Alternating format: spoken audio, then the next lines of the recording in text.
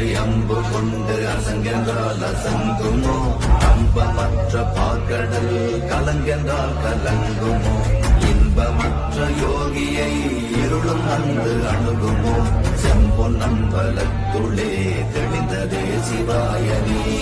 ஓம் நம சிவாய.